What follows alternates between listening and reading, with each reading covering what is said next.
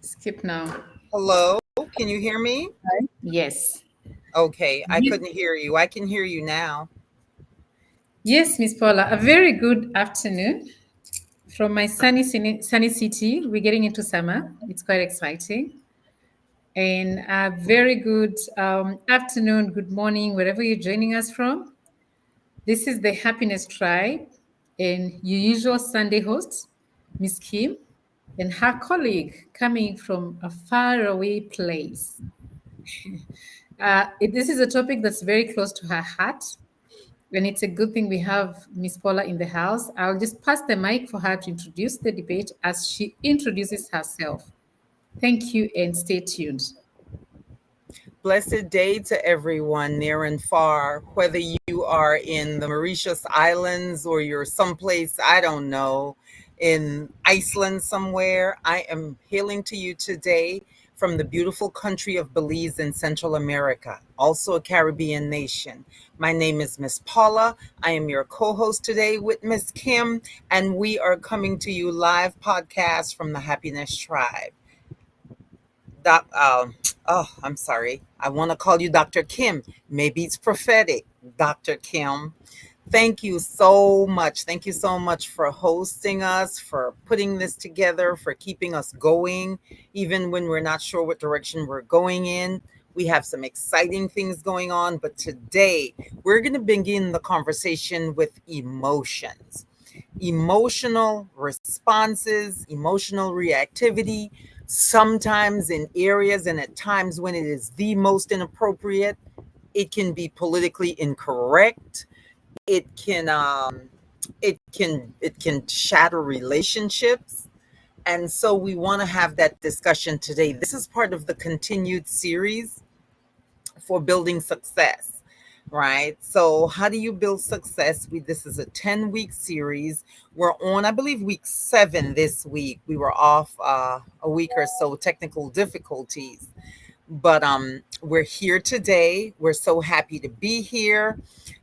If you're in the chat, wherever you are listening to us, watching us, please put in the chat where you're listening from, where you're watching from, and what it is that you like about the Happiness Tribe, or what are some of the programming you would like to see with this podcast for the Happiness Tribe. We are collecting information, and the link is going to be in our LinkedIn, on our LinkedIn page. So please don't hesitate to interact with us.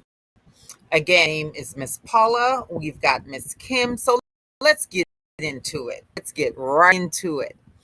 So let me share a little story about an experience that I had actually quite recently.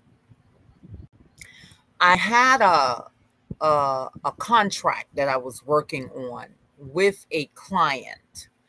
And we came to the point of this negotiation where we agreed upon a very particular price, the labor cost. This is outside of the overall budget for the inputs. This was the labor cost.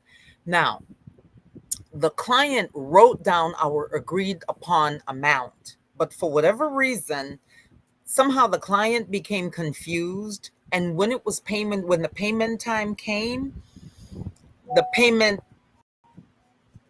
kind of covered one cost that was different from the agreed upon cost. And so I gently redirected the client to the agreed upon amount. And, we began to talk. Here was the problem. The client, I don't know where the client received this particular lower amount from in their head. They never checked the documentation that they signed and reacted quite less than professional, if I may. Now, two things happened. My initial response was, what is the matter with you? Is this something that I want to Something. go through with? Hello, Miss Kim, were you trying to say something? You're I muted. can't I can't hear. Hi, Miss Grace. I'm sorry. Blessed day. How are you, Tay? I'm well. How are you? I am doing most excellent. Let us give thanks and praises. All right. So, as I was saying, so the client, either misunderstood the payment amount that was due, or I don't know what happened. But the response of the client, based on what they thought was the reality without checking their paperwork, their response was inappropriate, to say the least. Now, I had two choices. I could have become belligerent and unprofessional as they were, or because I was upset, or I could have taken the time to contain my anger and listen and then approach the situation from a perspective of telling them, I'll send you the original document for your review. And then let's just discuss this. Discuss this. Now, I was angry. Oftentimes we find ourselves in position, whether we are in professional settings, personal settings, whereby our emotions are triggered. The conversation today is not the triggering, because this is a part of life. It is, how do we react and respond to certain emotional stimuli that elicit certain responses in us? Even, and some people would say that this would be a conversation about just negative emotions. Is not. Have you ever went to hug someone because you felt some way about them and they responded in a way that really hurt your feelings? Right? Like either pushed you away or didn't grab you back or didn't respond in a way you expected. That doesn't mean that they're rejecting the hug. It may mean other things that I've been learning in my life lately as I'm maturing. So I'll stop there. I know, let's just open the gates. Let's just open this discussion. Miss Grace, you just came in. Thank you for coming home. It's so good to see you. Tell us, you have a business, you're doing multiple things, you're part of a not-for-profit. Personal life, professional life. Tell us, have you ever had this? Did you respond in a way that you thought you could have done better later after you thought about it? Or was it something that you felt, yeah, I handle that as a boss? Go ahead. I would like to think I handle things as a boss, right? um, yeah, no, I think this is a very common human reaction, right? Like we all have emotions. If you don't, I doubt your humanity. But no, some of us, I think, are better at controlling our emotions and navigating through our emotions than others. Some of us are more emotionally driven than we are rational. So I think there are different factors that make us different as human being. In my personal life, again, as you mentioned, I'm Sika Tesfai. I am a career coach. I am a recruiter, and I'm also currently very heavily promoting an event that is specifically for our leaders in the AI and tech space with a great team. So if you are a leader, talk to me, DM me. But Right. yeah, so other than that, um, we are very, I think, different in our personalities. And I personally, um, I think I have evolved in different directions in my life. Um, I think when I was younger, I was more like emotionally driven. But also, it depends when who we were talking about and what we're talking about. I think it's different in professional settings than it is in personal settings, right? Hold on, Miss Grace. I'm sorry, just a second. Can I jump in your throat just a second? I have a question. Hmm. What do you mean when you say emotionally driven? How does that present itself? I think there are different ways, right? Well, Um, I'm speaking for you. When you say you were emotionally driven, what did that mean? How did that show up in your life? Yeah. So again, I think it depends if it's like with personal friendships and family, or if it's Mhm. in professional setting. With personal family, I'm very protective. I'm the oldest in my family, and I feel like always, you know, um, I'm all about my family. They rank high in my book. But then when it comes on a professional setting, I think we have expectations, and I have expectations of my professional counterparts, and I hope to meet their expectations, but I definitely have certain expectations from them as well, from ethical perspective. And I think that's when the friction comes is when the ethical parts are really not there, or certain boundaries are not met. I think in that case you become a little bit more emotionally driven. I find in my case, there are certain things I don't like people being disrespected or mistreated at workplace. If I see that, that's gonna affect me emotionally, and I'm gonna make it known. But you know, yeah, So the you said setting. you're the oldest sibling. Did you say you're the oldest sibling? I am, yeah. Okay. I'm an oldest sibling, right? I'm the eldest sibling. Hmm. So back in the day, I'm giving this little story because I can kind of imagine you being like a mama bear or a helicopter mom, like they call them, when it came probably to your siblings or the people that were closest to you. Like I had a problem when I was younger. I had a real problem about my siblings. Like if I felt like they were being threatened, right? I would react before I asked questions. This was in my teens and in my early 20s. Um, One time I don't know what I was doing. I was coming down the street and my little brother was coming from school. And I don't remember exactly what happened, but I saw when this kid jabbed him, right? Punched him. And I ran across the street. I'll never forget this. I was in probably about 16, 17. I ran across the street and I jabbed up the kid. Bam, bam, bam, bam. I didn't even ask any questions. I just saw him hit my brother. And as far as I'm concerned, that's my baby brother. I'm the eldest, and it wasn't happening on my watch. So remember, I was a baby across the street and got in that fight real quick. And I was the bully because I was the bigger one, but I never thought about it like that. All I saw when I saw him hit my brother and my brother drift back, I saw someone taking advantage of my little brother. And as the oldest sister, I didn't ask any questions. You know what I found out later after all the, because I got in trouble because I was the eldest and I didn't ask no questions and I jabbed up the child. So it was a problem. It actually ended up that my brother started the mess in school, right? And he was harassing the little boy. And the little boy finally got tired of him and helped him along a little bit. Let's just put that way. So I made assumptions that were inappropriate based on my emotional reaction, my reactivity to the situation. All I saw was somebody hitting my little brother. And so we were about that life, like real quick. And yeah, it became such a big deal though, because, the parent was angry because I was a bigger kid. And I was wrong. I apologized, but it taught me a very, very valuable lesson that things aren't always what they appear to be, especially when you are in an emotional state, something that may trigger you. Sometimes you have to step back and check yourself before you react, because you may be making a situation worse based on your assumption and your emotional response, right?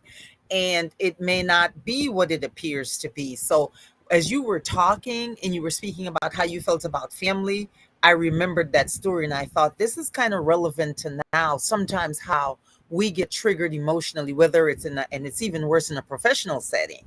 But I think it's just as bad in a personal setting. Miss Kim, have you ever had a situation like that? Gosh, there are so many. Right? Especially just that accusation of being a helicopter mom or mama bear. Mine is often going to fight on behalf of my children. Then I later get so embarrassed when I'm told what they did. You first an attack dog, and I just going like, and recently I had a very silly, embarrassing one where I usually don't, I don't advocate for you walk the dogs without a leash because it's just inhuman. How do you do that? But then it was late in the evening, and the distance from I needed to rush to the office and get something, and I was out in my compound with the dogs, and the distance from my office to my house is literally 5 minutes walk. So I Okay. get the dogs. Who's gonna do all the work of putting the leashes on you? So I'm like, come on, dogs, let's just run to the office. And they know the office.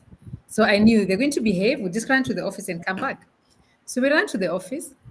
We come back. Coming back, we meet this lady who is on a stroller with twins, and I panic. But the twins are not fast, and the dogs just go kiss the kids nicely, say bye, and say hi and goodbye, and we continue walking. But just a few meters away, there are children in their compound riding bicycles. So I think these dogs felt like this is a threat or something. They ran after the dogs, and they ended up scratching one of the kids. So actually, the child fell and they scratched the child. And the kids were screaming. The kids are terrified. But these dogs are not, they're not feisty. They don't bite. They're not aggressive. They are sweet shepherds, but very homey, very calm dogs. These are dogs that come into my lounge and just chill on the sofa until I go like it's time to go out, and they go out. So they're calm. And I have plants in my house in glasses, those water glass jars. So I Yes. wouldn't if I knew these dogs can break them, but they don't break anything. So so I called the dogs and we ran home. And I carry on with my evening. I'm cooking dinner, and then I get somebody at the gate. So I answer the bell, and the person is so upset. And I'm thinking, what's wrong now? So I get to the gate, and the person is so upset. And I aggravate the situation by saying, my dogs don't bite. Oh Those are not. Lord. Did you say that, Miss Kim? Why? Yes, I did. Oh gosh. He got so upset. Yes.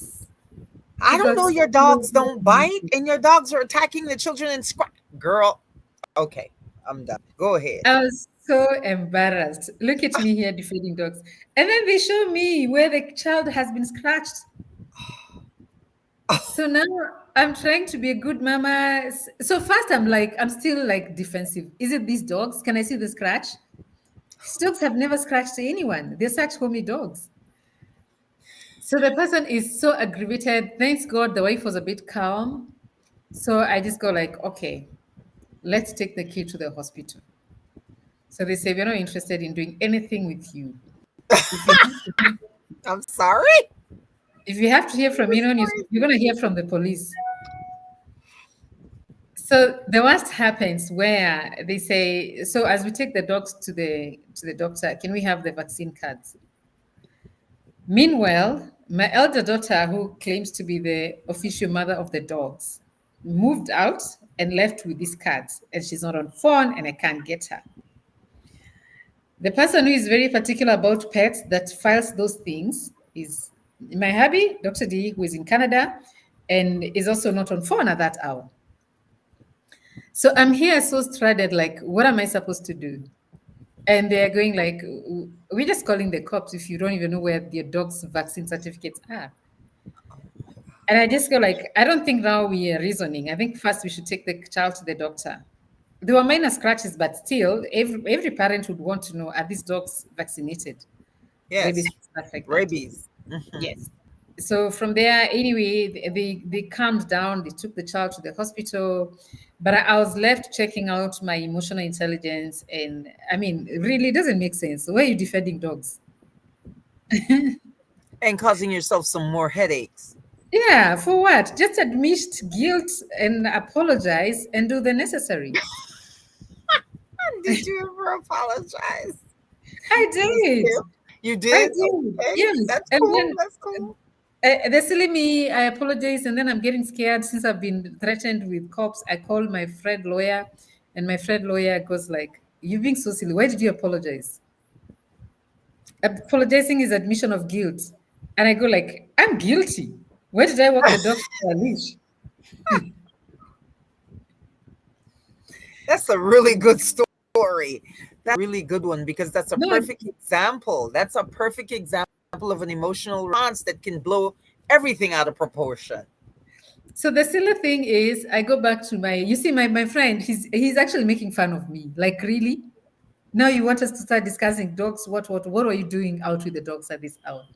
And it was winter. It's like a month ago. So winter here, the darkness comes early. So my kids are not picking up calls. I'm getting frantic. Where do I get these vaccine cards? And then I asked ChatGPT, what should I do in this situation? And guess what? ChatGPT is either streetwise or a crook. Mhm. AI reprimanded me. Why are you admitting guilt? Don't don't text anything. This thing can turn nasty. Give the support you can, but because now I'm asking, should I go see them at the hospital? Should I give them some money? What am I supposed to do? And I'm told, don't do anything. So So, so let me ask you this, Miss Kim. This is such a perfect example of somewhat of a minor thing. It isn't minor, but it's minor in the larger scope of life. What do you think, right? Because this is interesting. One simple thing that can snowball into something so much larger, like the police coming, taking away the dogs. It could have been a whole mess, and perhaps it still may. We don't know. But let me ask you this: what would what would have happened differently had you had taken a pause before reacting and turned emotional chaos into emotional clarity? What I do you should think would have happened differently had you responded and reacted differently with some emotional intelligence? I should first have admitted, yes, dogs can do this. I've never seen them do this, but it's possible. Dogs can do this. Next, let's attend to the kid. Let's first go see the Okay. doctor. Okay. Next, here are the vaccine certificates. And I don't know, but I don't have a problem admitting I was guilty. Yes, how do you walk dogs without a leash? There are things, and this is, I'm glad you mentioned this because we're just having this conversation with my friends who are talking about if their kids committed crime, they would defend them. And I told them, I'll take my child to prison and visit my child every day. Yes, there are things my child will do, and I go like, I'm gonna give you tough love, but you're a danger to yourself and to the society. Because of I'm your not going behavior, to your yes, choices. you cross the line. You cross the line. You cross the line. You will always be my child that I'll always love, but I am not going. No, you can't live with us like here. I'll visit you. I'll come to prison every day. But you have to take responsibility for the choices that you make. Absolutely. You know, Miss Grace, you have something to add to this. I know you do. No, I'm just thinking here, how can we turn this into a more positive conversation? Because it's getting scary. We have like police and lawyers and But Now that's our children going to prison. yeah, but it gets to the heart of the matter that emotional reactivity can be quite explosive if we don't, first of all, acknowledge that sometimes we do overreact, right? That's the first thing. And the second thing is to find a way, be intentional in the way that we respond to things, especially when we're triggered in the negative sense, right? Because that's when it can cause the most chaos. So, yeah, it's scary, but that's how things can go from absolutely mundane to way out of control and stuff happening and people losing their lives. I always say that's why. I always say that's why we have wars in the world. People's emotional mess, right? oh, yeah, I agree with A, that. a Yeah, lot of it is men, and I'm not hating. I'm just ego. saying men run the world, and a lot of it is people's emotional stuff that ends up with in horrifying outcomes. So that's why the purpose of this conversation is so important, right? How does emotional reactivity show up in your life, in your personal life, in your professional experiences, and what would happen differently for you, or what would be different in your life if you would be intentional in taking control of how you react to things, especially things that triggers us negatively, right? So yeah, I think, it go ahead, go ahead. yeah, sorry, go ahead. Were you No, finished? no, yeah, no, go ahead, Miss Yeah. Grace. No, I think the practice of rationality can take time, especially depending on individuals. We are all not the same. Some of us, like I said, are more inclined to be emotional based on different things. It could be upbringing, it could be mental state, it could be so much, But I think to practice rational, rationalizing things before reacting is a practice. I don't think it's something that is natural necessarily. I think some are more inclined to be that way than others. But in generally speaking, I think it's something we have to all practice. Um, I do want to kind of switch up the question a little bit, kind of give it a little twist. What Yes, are the ma'am. what are the positive, in your opinion, the positive emotional reactions that you have? How do you positively overreact? That's an excellent question, and I thank you so much for asking. Mm. So, for me, and I can only speak for myself at this point, one of the things that I find that I'm practicing very intentionally is appreciation. This sounds crazy. I remember, like in the Bible, they say turn the other cheek, blah, blah, blah, blah. I used to think that's absolute insanity. That's rubbish. Someone come at you, you have to deal with it. But one of the things that I'm discovering as I mellow a bit is that you can actually give space for things to breathe by even reacting positively to a negative experience. What do I mean by that? Right? I mean, instead of saying, my boss is a blah, blah, blah, and that's the reason why I blah, blah, blah, maybe one of my new things is what am I supposed to be learning from this experience? What is my takeaway? Why is this person in my life? Why are we in each other's space like this? Is this something that's mandatory? Is this something that is being placed there by spirit, by divine order, so that I can learn something from this? It really, for me, it's really changing the way that I respond to things, especially things that trigger me in a negative way. Right? Like I'm one of these people who really don't appreciate bullying. Like I have a problem with that. It's a built-in issue for me. So wherever I am and I see something that is perceived as someone taking advantage of somebody else, I'm generally prone to say something, right? That's not always positive either. But it's good in the way that in terms of my heart being in the right place, but the right reaction is important, to your point, Miss Grace, to the circumstances, no matter how heinous it is or how off-putting it may be. There may be something good to take away from this experience. So the way that I'm dealing with it is to look at it as a gift and a blessing, and that I should look at what is in it that I should be learning and what should be my takeaway from the circumstance. I hope I answered your question. Thank you. Yeah, it's a good example. Miss Kim, you got one? Yes. So I think, and it's something that a lot of people, especially you, the Happiness Tribe team, you don't agree with. But I think also it's one of those things that you've got to learn and do you, what works for you. So for me, especially things that really trigger my anger, things that I have no control over, when you talk about geopolitics, because the senseless war that's going on, there are things that I just go like, there's little I can do about this. But because I believe there's always something you can do about a situation.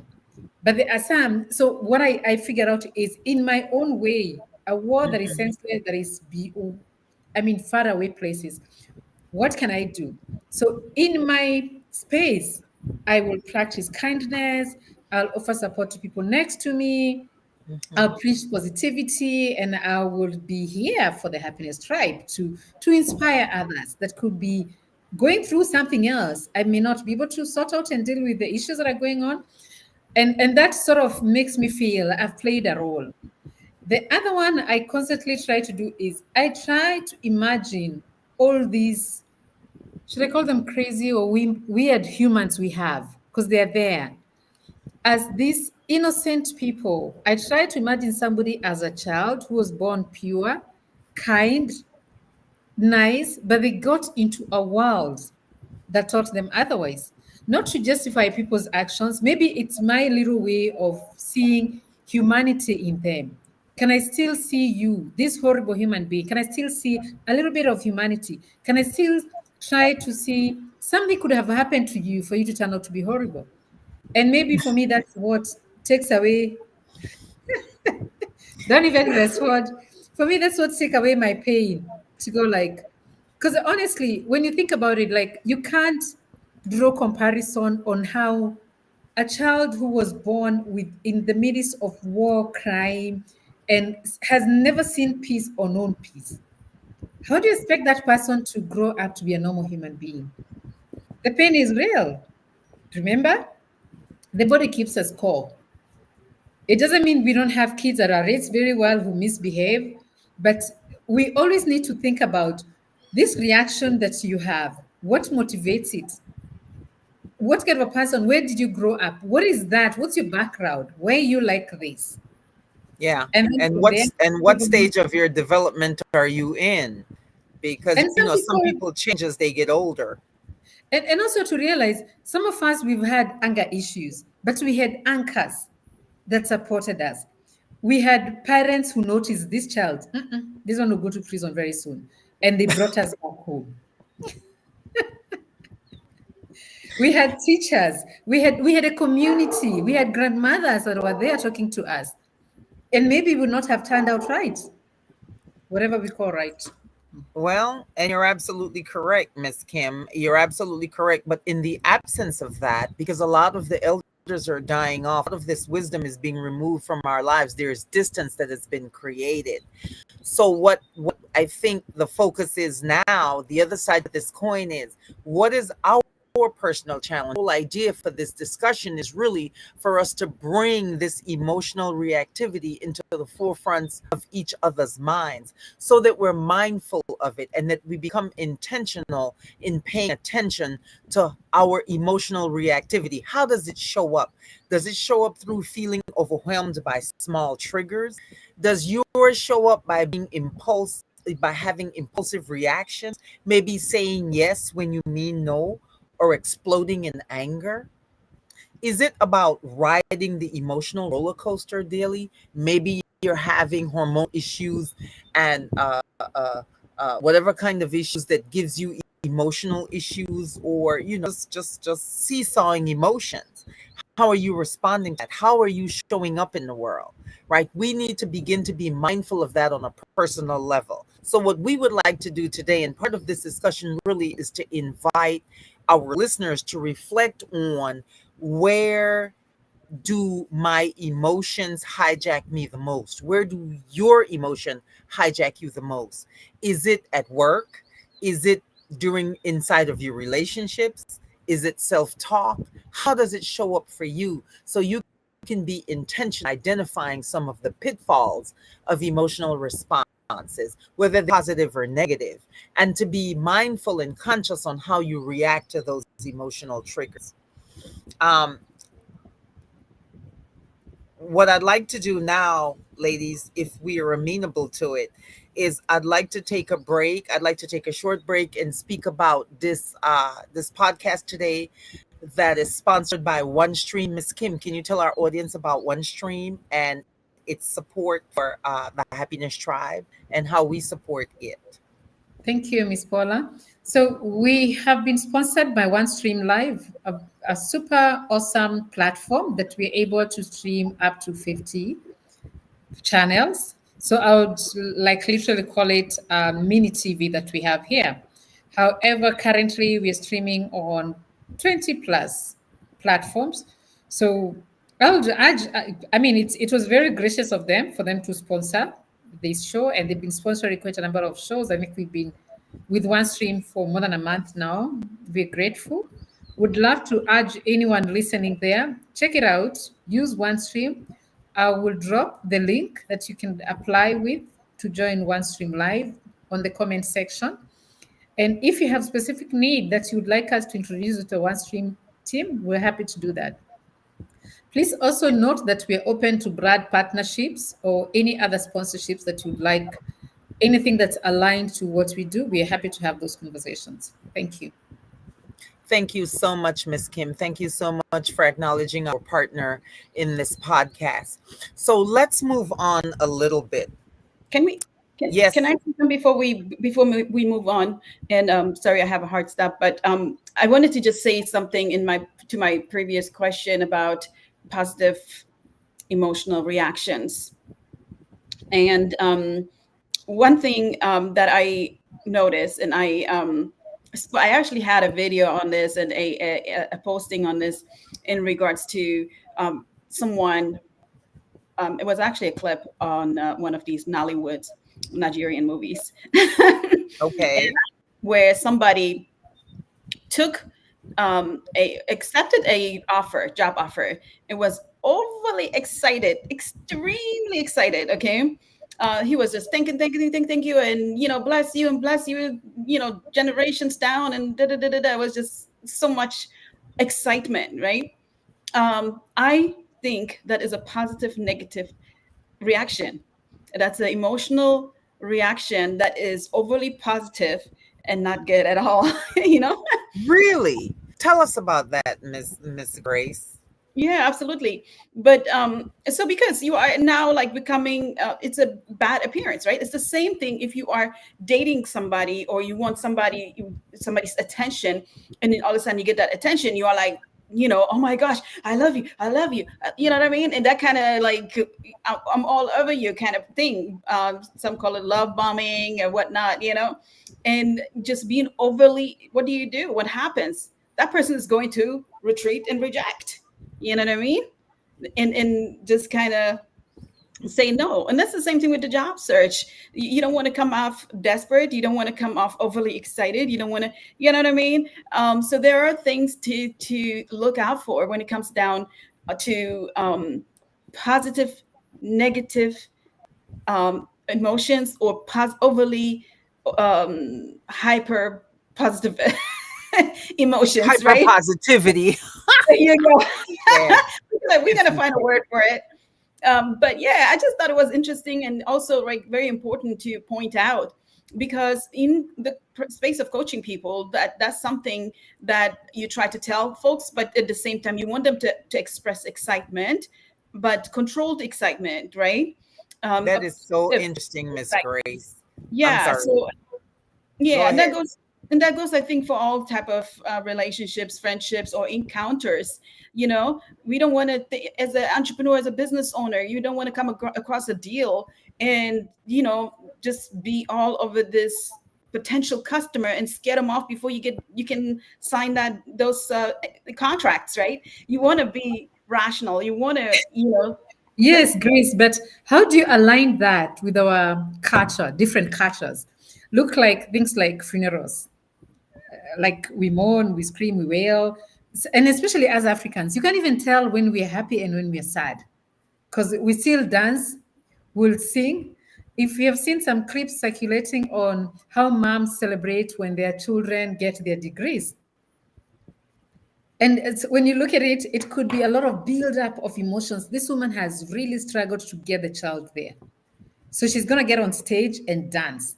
And I think we have some specific countries or specific tribes that are very dramatic.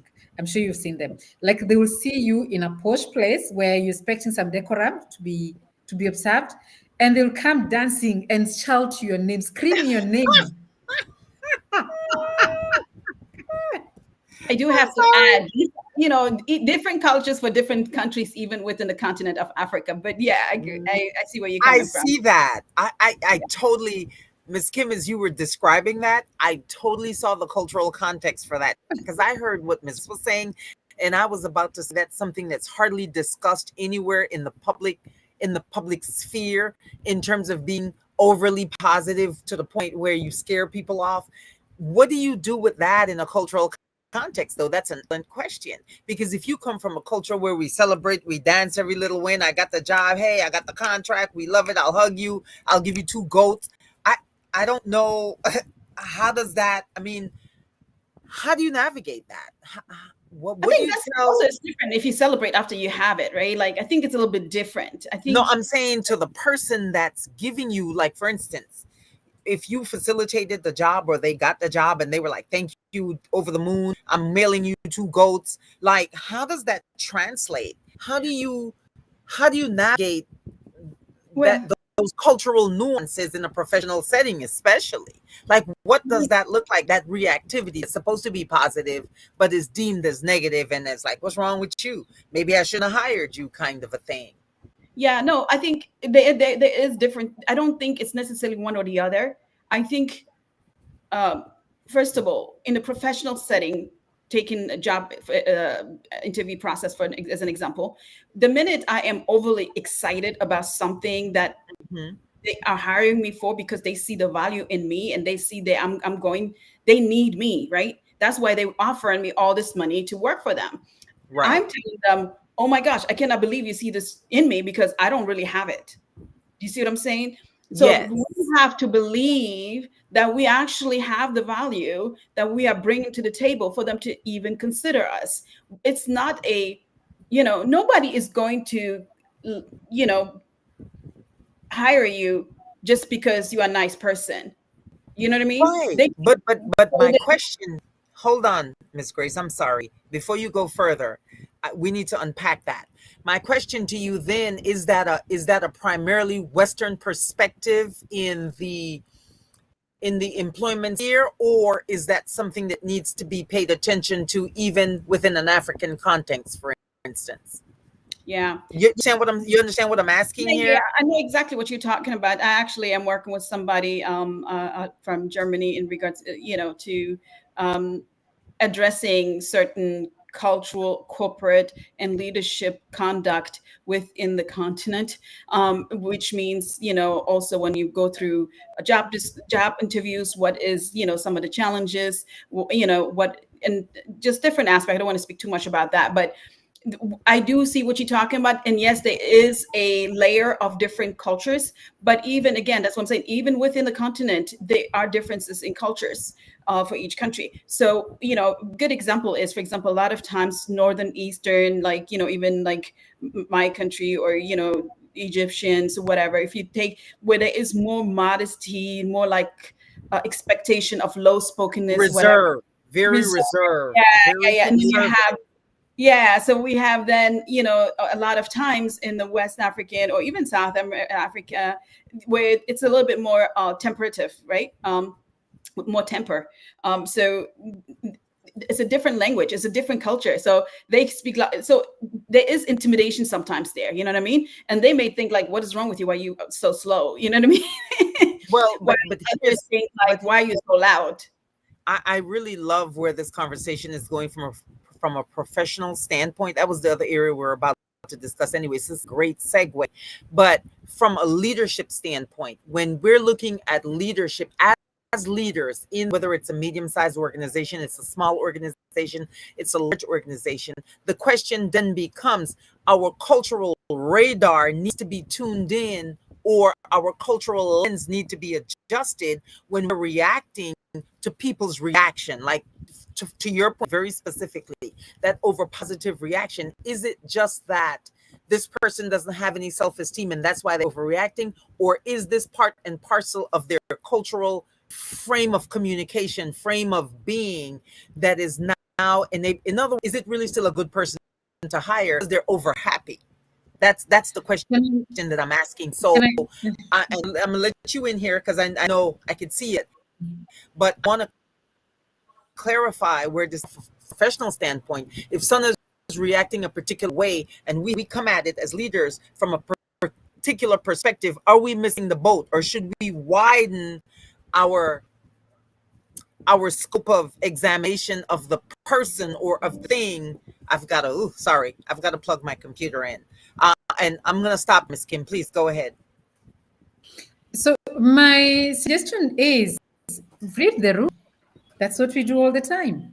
As you interact with different cultures, have that appreciation and acknowledging that when I'm with a different community, these are my expectations. This is how they do it. I've seen my big sort of, I would call it some disconnect, but working in Muslim communities, whereas Southern Africa, we love to sing, we dance. Even when we are ushering the president, it doesn't matter who is coming in the room. We sing. Everything is themed into a song, a culture that I've really grown to respect. And the song can be a traditional song, it can be a religious song, it can be anything. And in some cases, there's a dance. Like in Botswana, we have traditional dancers from the San community that will obviously be there to usher in the guest. Now, come where I work in other communities, especially with Muslim communities, where they're very subtle. They're not expressive with their feelings. And I'm in the middle of organizing an event, but I need to observe within this culture, what are the expectations?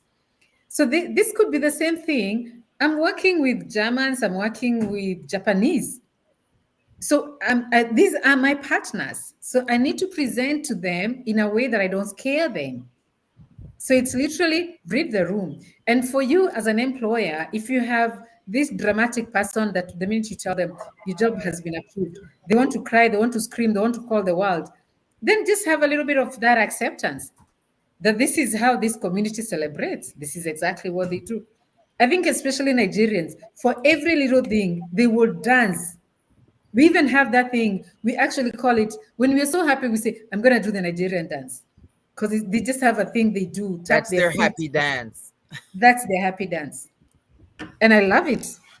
Well, but this is Yeah. so this oh, just a minute, Miss Grace. This conversation for me is so rich because it's providing me with different perspectives.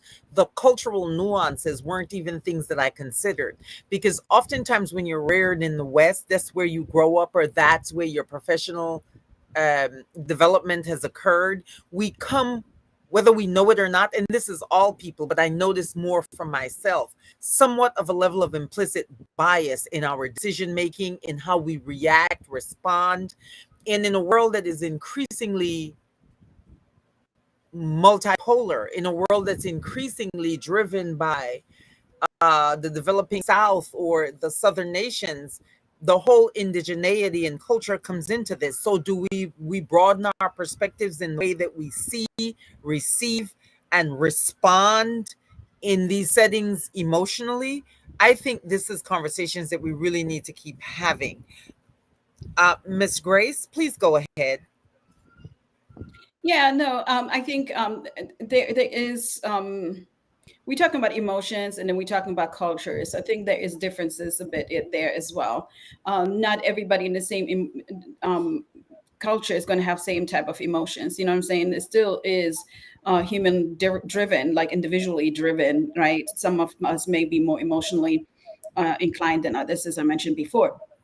But when it comes down to professional conduct, I do believe that there are some standards that we have to look at. Now, you know, if organizations go into a different country, should they embrace and support that culture? 100%, 1000%, right? But I do believe we cannot expect, especially in this very globally driven labor market, to interact globally and have the same emotional reactions. I think on a global platform, there are still certain corporate conducts that we all, as a global citizens, need to be on the same playing field to a certain extent. It does not mean that we have to be somebody else that we are not, but it does mean that we have to conduct ourselves in a certain professional manner that there is an expectation for. And you know, yes, a lot of it is kind of set previously already by the Western world. But to be honest, at the same time, if you go do business in China or other places, they are even more stricter corporate conducts. If I the way I have observed it, you know. So with that said, I think there is certain things that we need to do in my career coaching. I do embrace the fact that you have to demonstrate your value, and you should not do something that minimizes your value. When you do these over emotionally reactions, or when you react emotionally, overreact emotionally, you are undermining your value that you just told them about and may even have demonstrated. I But disagree with you, Miss Grace. I'm sorry. Allow me to Glad I'm push not the back. only one. No, I I'm disagree not with the you. only I one. disagree. I understand your perspective from Um, a I understand your perspective from a conservative point of view, but from mhm. someone who comes from a completely different culture, it is my perspective that that difference, that overreactivity can also become an asset. I know in this day and age where we're speaking about not there's no need for DEI, especially in the United States or North America. Mhm. I disagree with that policy completely. I believe that the more cultural diversity that's in within the space, whether it's your personal sphere of influence on a social level or it is professional, I believe there's richness in that, and I believe that that's an Okay, asset. well, So yeah. wait a minute. So your point that there is supposed to be some very specific professional decorums that are sacred, that shouldn't be crossed over.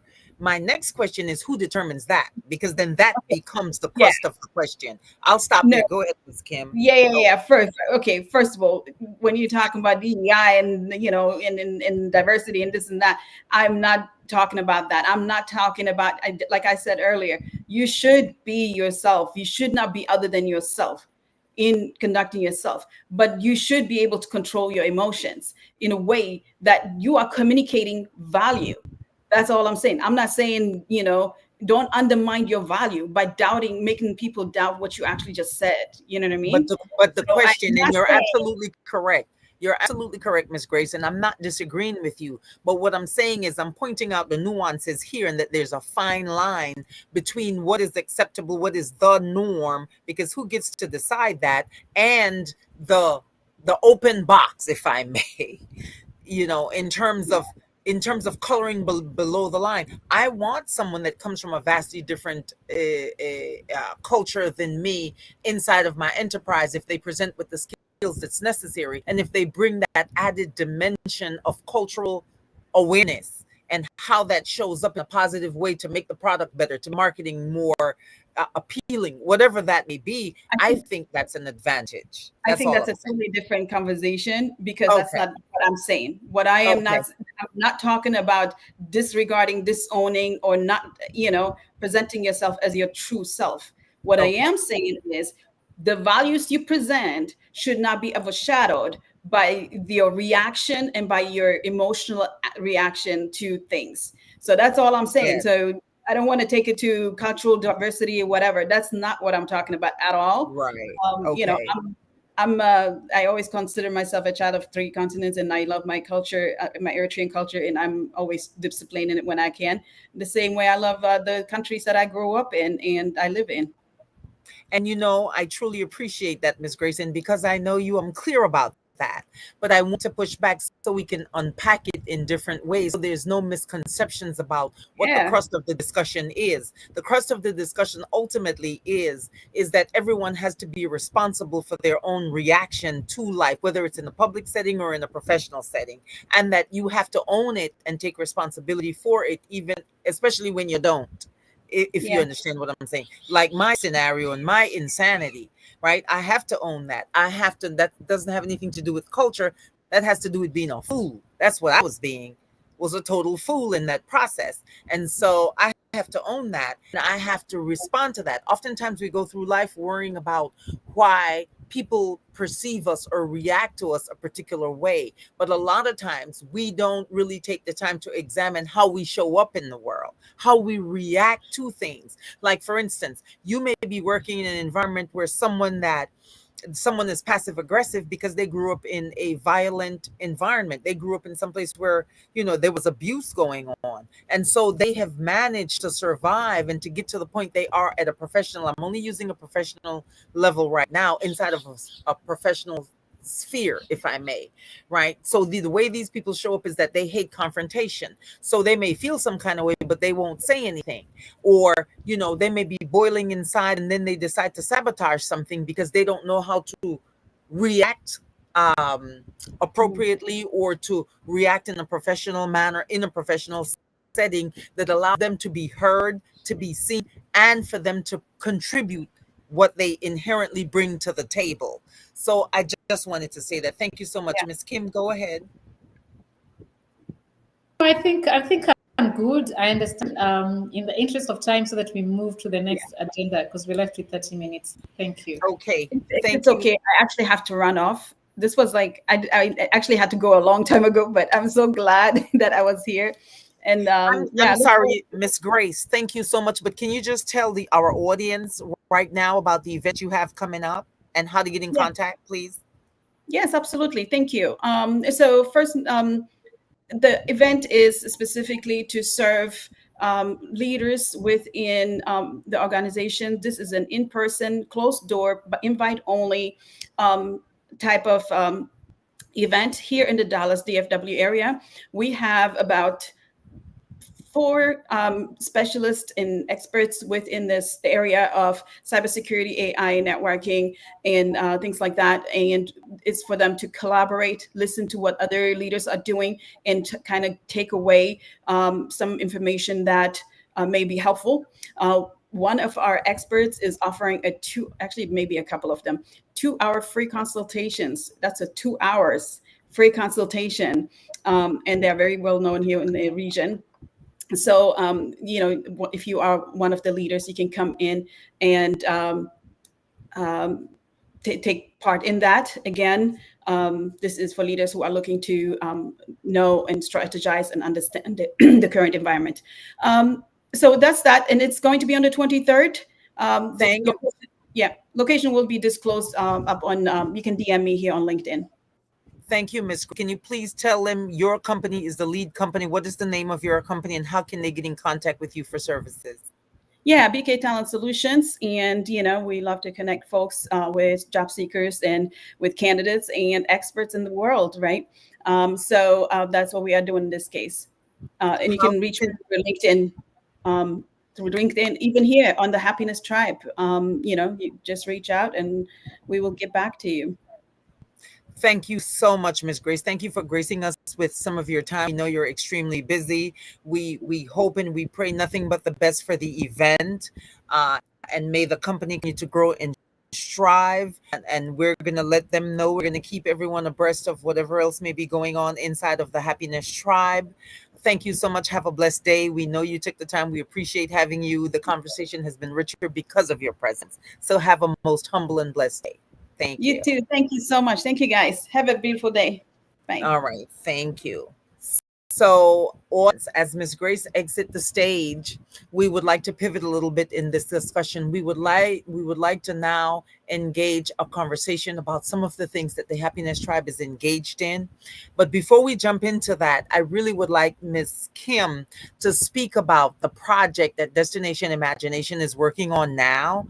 And after we have that short discussion, we will then move into discussing some of the projects that the Happiness Tribe is working on and how we would like to connect with you, the audience. Thank you so much. Go ahead, Ms. Kim. Thank you, Ms. Paula. So what we are looking at is how can we support communities from young to elderly on the whole buzz on digital transformation. It's quite exciting to hear about Grace's event and what she's doing, because this is becoming like, it can turn its way, it can be, when you have a good thing that can come and bite you. Yes. It's at that edge, like it's on the cliff. So it could be what we've always wanted. It could serve humanity, and at the same time it could ruin humanity. Okay. So when you talk about the digital transformation from artificial intelligence to cybersecurity, these are very, very critical topics. And what we're working so hard to do is create awareness and train as many people as we can. So we have online courses for those who'd love to enroll. And we have in-person programs where we do a lot of coaching. We also get invited by companies where Ms. Paula, you can invite us to your company and we can customize it, come and train your 50 people, your 100 people. Right now we have lawyers that we're training, we have doctors. So what we do is we'll customize it to suit the need of that particular sector. And then our upcoming event is on September 13th. It's going to be on a Saturday, because we've seen people struggle with Saturdays. We've been doing Fridays. Now we've shifted to Saturdays. And we strictly don't do more than 50 people so that we make sure we give them personalized attention. Okay. It's a full day work, of course, with nice food, with nice little breaks, but it's a boot camp. What happens is after we create that awareness, we train you for that one day, which is not enough. Then we give you 4 sessions of free coaching. So this is going to be within the next 30 days, we support you. So currently, we're very busy supporting the teams that we've trained previously. And it's so exciting to see how people end up realizing automation, how they can automate processes within their business, create mini websites, create mini GPTs, create little apps How can you design a flyer for yourself? How can you get into the world of digital marketing? Some things that we Wow. think are on people's fingertips, some people really, especially small business people, it's Mhm. quite exciting when we see the outcome. It's real time where you find somebody you trained 10 days ago calling you and saying, I'm making money since that training. I just didn't know that I just need Wow. to show up on Instagram. I didn't know that I just need to start podcasting and just talk to my friendly clients and tell them, I'm going to put the phone here when I'm working on your nails. So Wow. it's very exciting. This is amazing, Miss Kim. I hope that you are going to be collecting videos and testimonials so we can present them here on the Happiness Tribe as well, so that others that may be listening to our voices now or later can see how they can really take control, take responsibility, and chart a better course for them utilizing AI, especially AI technology, and how to integrate that, whether it's into a small business, whether it's Mhm. into a sole proprietorship, or just something that you want to do to sharpen up your skills and to increase your upskill, your upskilling offering for other companies or businesses, or even within the company that you're working in. I think that is absolutely phenomenal. Congratulations. Please keep us aware of how it's going. Please keep us engaged with what it is, what your offerings are going to be in that particular arena. And the Happiness Tribe is more than excited and thanking you so much for inviting us to partner with you with Destination Imagination. And please tell our audience again the name of the program, the project, the Thank you. education platform. Yes, ma'am. Thank you, Miss Paula. You're one of our biggest cheerleaders, and you always grace our occasions, which we really appreciate. Would actually want to give back to your community. If you can put together, be it 5 or 10 people, that we can come to Belize virtually and train. And that could just be planting a seed. It could be planting a seed in someone's life. It could be the starting point. So within this program, we call it Future Tech Ignite. So Future Tech Ignite is where we train SMEs. Then we have Future Tech Connect, where now we invited by corporates to go and train. And then we have Future Tech Stars, which is for little kids, which we do a lot of. Literally every Saturday we train between 200 to 250 children that come for 1 day boot camp. So this is very practical. We do hands-on activities with children. That's where they encounter what is robotics and build a robot. Literally, they build a robot. They get an insight on what is artificial intelligence and what is cybersecurity, what is 3D printing, how do we fly a drone, what makes a drone. The skills that sound like they are so far-fetched, we just take them to the communities right in the villages and get kids to know. Don't be scared to dream. You can be this. Oh, I think I'm so excited because I think that is so excellent. I believe that when children have access to the right kind of information, it can really inspire them to grow and to go in that direction. We need our children to be thinking within the scope of technological application for sustainable development and growth and human capital development. All of it works together. Congratulations again. I think this is excellent, excellent work. So when are your next courses? Are the courses circular? Can they access them anytime? And how do they get access? Thank you, Ms. Paula. Yes, they can access. They are currently on our portal. So we've built courses, what do you call them? The courses management system. So they sit Yes. on our platform. However, we've seen a lot of people struggle.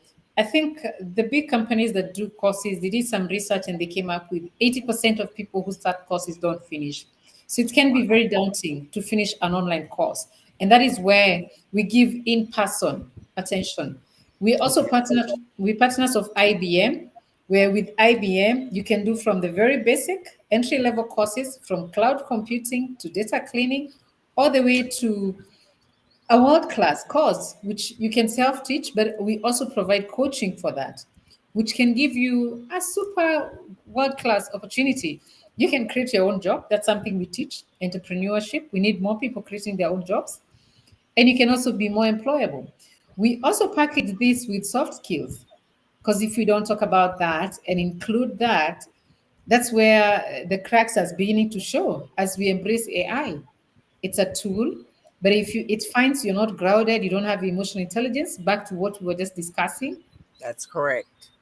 adaptability, communication skills, critical thinking, creativity, problem solving skills, then it just becomes another skill, another certificate you pack in your suitcase and it's not helping you.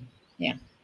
That is most excellent. Thank you so much. And really, to tie it back, this is the reason for these kinds of conversations and in depth discussion, because emotional reactivity isn't an abstract theory. It is something that sometimes can disable and create chaos inside of a business culture. Whether you're a small business owner, you just hire 2 or 3 people, you've got to know how to speak to people. You've got to be clear on how to communicate clearly with your employees, with your team, provide what we call rules of engagement for the team. And so emotional intelligence is a major, major piece. So I'm so glad that that is involved and that the soft skill is a cornerstone of your offering within these programming and within these education platform. Kudos to you. Um, Thank you so much. And I'd like to thank the audience for tuning in again. We cannot take any questions on this particular platform right now. We have a tight staff this weekend. It's only Miss Kim and I today, and so we're not responding to suggestions, to ideas, to input into the podcast. But please, we're going to take the time to respond to whatever conversations around this podcast later on. But we appreciate you coming in. We appreciate you spending this time with us. Now we would like to speak to you about our offerings for the end of 2025 and bringing in 2026. The Happiness Tribe is just really excited to bring some of the pieces that we've been discussing before. The first thing that we want to discuss is the Happiness Tribe's new book. It's a compendium by members of the Happiness Tribe that's focused on a roadmap to happiness, some personal situations that we as individuals need to be looking at, the self-examination. How do we examine ourselves? Some of the things that we need to be looking for in our behavior, in our perspectives, in our biases as well, and how we can utilize that knowledge to chart a roadmap to happiness or to success and fulfillment. The name of the book is, Miss Kim?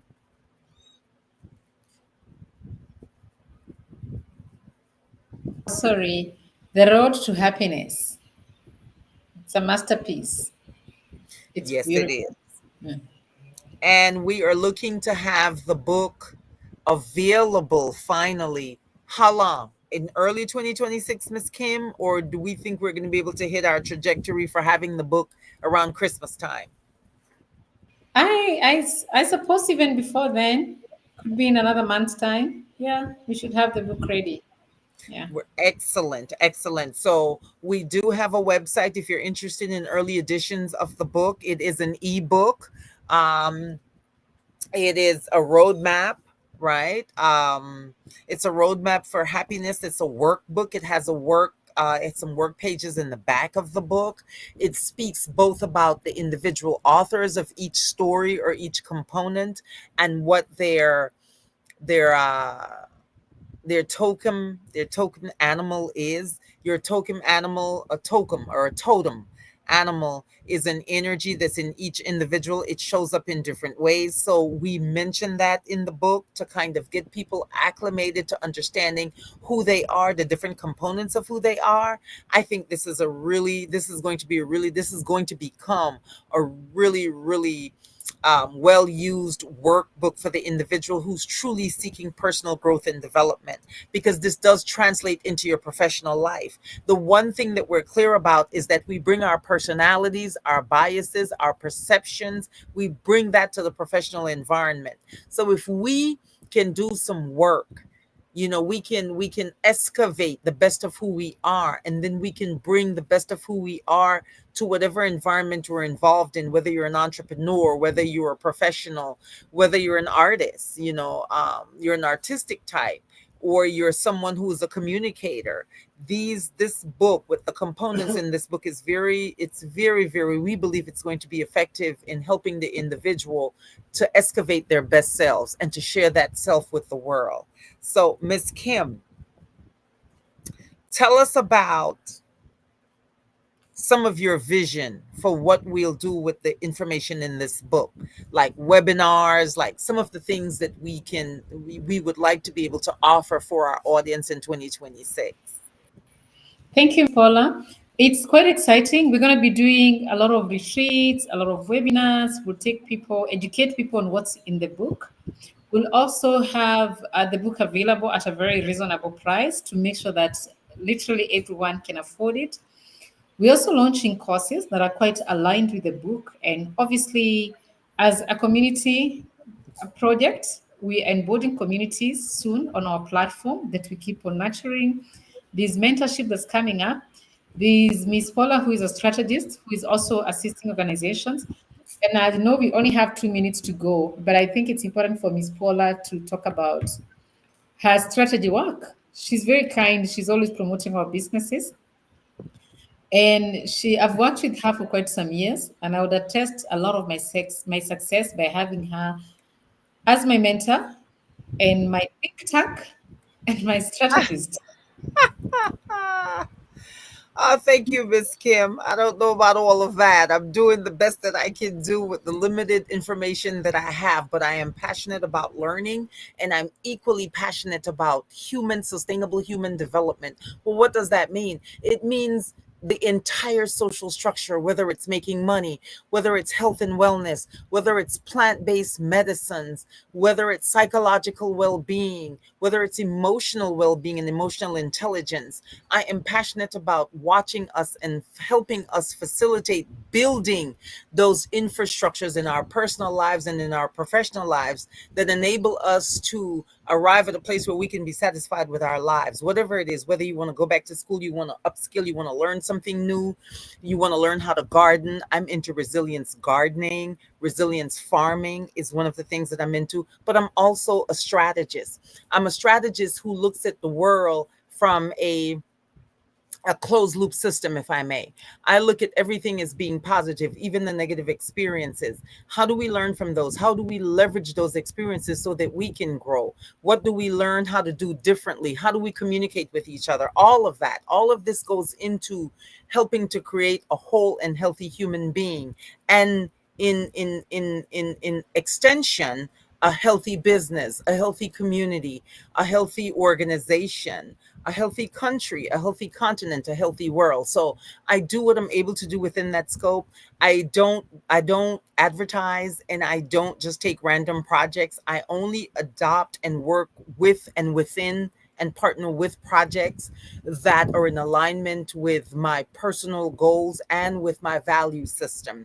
I see the world a particular way where I see the world through win-win lens. And so I only take on projects that I believe that my contribution can create the largest impact footprint. In other words, it can impact other people. So I do executive coaching.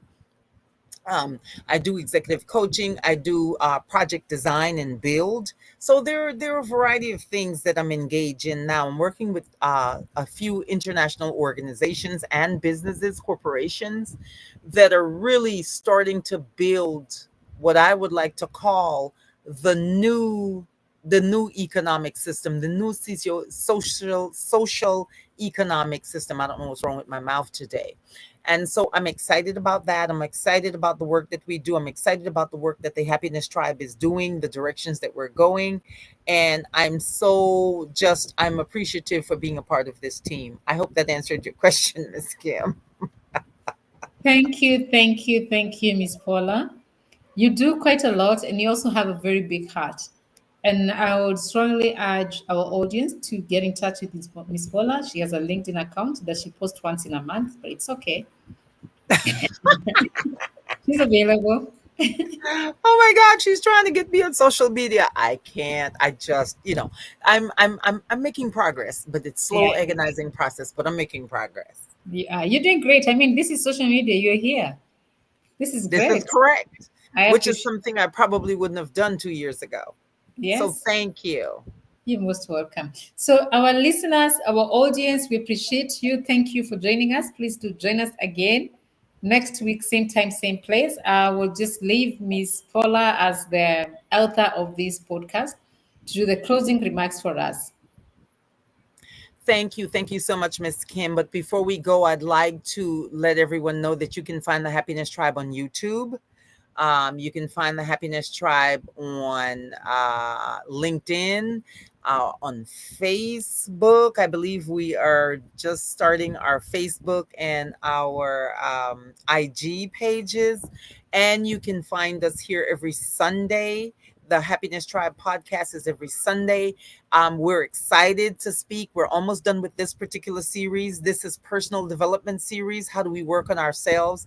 The new next series is going to be a series of 10 podcasts that's going to focus heavily on professional development, where we can really get into AI integration into professional development, where we can really begin to speak about the advent of technology and where we need to place ourselves, strategic alignment, upskilling, growth. And hopefully, we're planning to get a couple of speakers to come in within those next 10 weeks workshops to really dive down, to do a couple of deep dives into certain aspects. Like for instance, we know that the job market is tightening up now. So Miss Grace, as a member of the Happiness Tribe, has gracefully agreed to provide some type of coaching through a webinar. We're working out all the differences, but we just want you to know that these are some of the things that we're doing. And by the way, we're also working on meeting and greeting with our audience and with the members of THT. And we're looking to do this coming Thursday. I think it's next Thursday, the 21st. It'll be, I think it's the 21st, Thursday the 21st. We're going to have a Zoom meeting, just a group meeting, a get together, a soiree, so we can meet and greet, talk about some of the things that we're planning. What your interest is, what is your interest in terms of joining the Happiness Tribe, and what resources and or skill sets that you have to bring to the table where we can perhaps partner and create some synergy. So we appreciate you all so much. Thank you for visiting with us. We look forward to next week. We hope that some conversation, some of the information that we've provided is really going to be of service to those of you who are listening either now or later. And we thank you so much for visiting with us and spending some time with us this Sunday. Have a most auspicious and most productively beautiful day. Thank you. So much. Thank you, Miss Paul. Thank you, our audience. Until next week, it's goodbye. Bye.